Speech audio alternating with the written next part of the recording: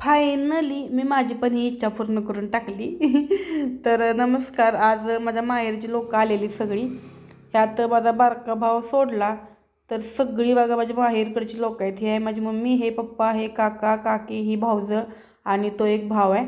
मग इकडं सगळ्यांना चहा ठेवला. हा माझा मोठा भाऊ, म्हणजे माझ्यापेक्षा लहानच आहे पण मधला भाव. हे इतकं नाटके ते जातं. ओरिजिनल व्हिडिओ टाकणार होते मी, पण ते माझा मोबाईल फोडायला पण कमी करणार नाही. ते माझ्या ब्लॉगिंगवर त्याला नावं ठेवत असते. पण जाऊ दे, माझी पण वेळ येईल एक दिवस, तेव्हा कळेल त्याला. मग तिथून बघा ह्यांना घालवायची वेळ आली तर हे भावाचं बारकं पोरगं आहे. ही एक नंबरचं गुंड आहे. घरात सगळी मला भित्यात पण मला ह्याला भ्यायला लागते. आणि ही मोठं पोरगं हे तर कानाला लावूनच बसले सकाळपासून.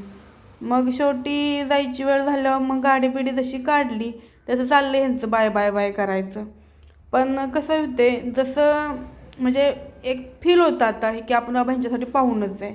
का तर पाहुण्यासारखं यायचं, 5-10 मिनटं थांबायचं. जशी गाडी बघा चालली तसं मग लई मला गहीवरून येतं.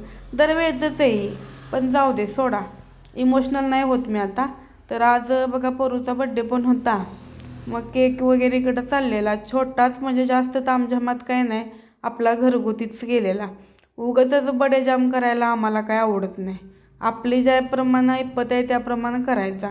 आणि उगाचच 4 लोकांना बोलवायचं मोठं आणि मोठं करायचं, ते पण नावच ठेवत असतात. त्यात काय, त्याच्यापेक्षा आपलं घरगुती केलेला चांगला.